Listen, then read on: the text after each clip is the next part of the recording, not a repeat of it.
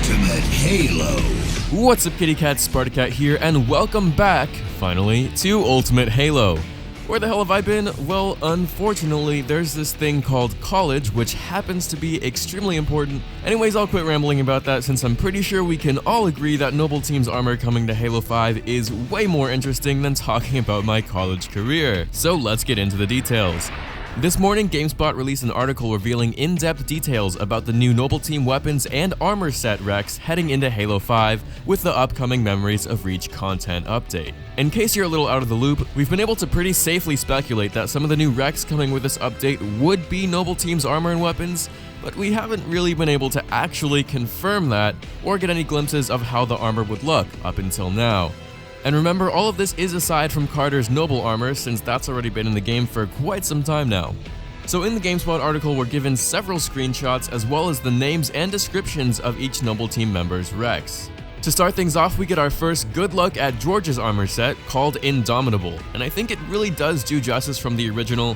It's not quite as bulky or scratched up and weathered when compared to George's original armor, but again, I still think it looks really quite good.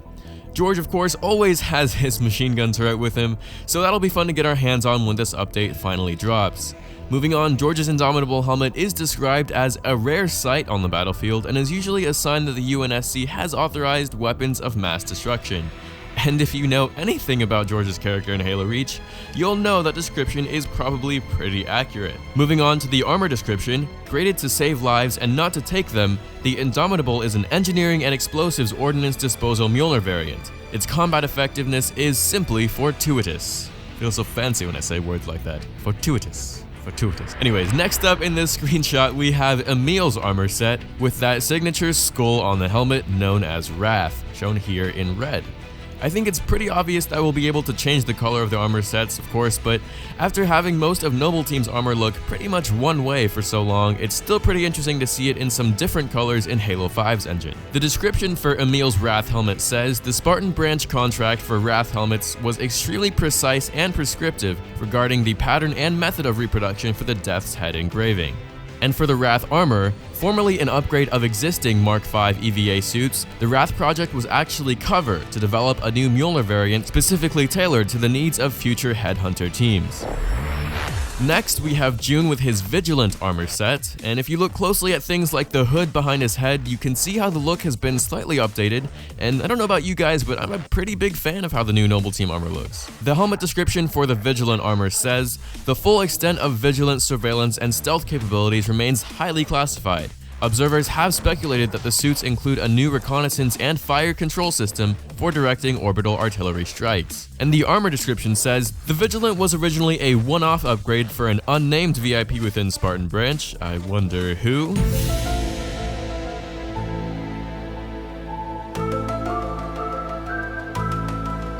Not intended for production, interest in the suit's feature set among Spartan scout snipers has led to several being assembled for full evaluation. And last but certainly not least, we have my favorite member of Noble Team, Kat. And not just because she's literally a Sparta cat. Get it? Get it, guys? But it's also because she's just an all-around badass in general. Here we get a pretty good look at her with the Intruder armor set, which I think looks pretty good. One thing that I will note about all of the armor, again as I mentioned a little earlier, is that for the most part, the armor in Halo 5 looks very clean and polished compared to Halo Reach's aesthetic, which has more of a weathered and worn look to everything. Kat's Intruder helmet description says, the Intruder helmet features a full-featured command network module and multi-channel drone controller. The drone controller interfaces directly with unified ground command, killbox management, and aerospace deconfliction systems. And I dare you to say deconfliction 5 times fast, because I swear I tried saying deconfliction 3 times before I finally got it right. I probably have a problem.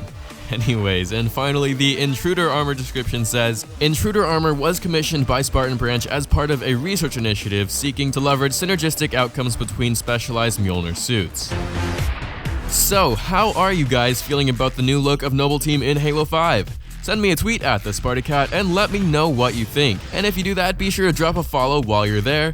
Warning, if you do follow me on Twitter, I do send Jessica Shea a lot of cat gifts, so just be warned, it's a lot of cat kiss. It's probably not healthy. Not a fan of Halo and cats? That's fine. Then you can follow our team Twitter instead for updates from us that way, and that's at @ultimate_Halo instead. There's no excuses, people.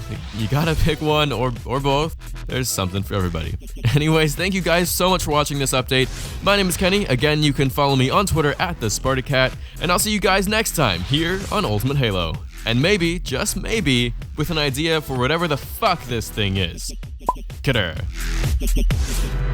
Subscribe now for more unfriggin' believable Halo content.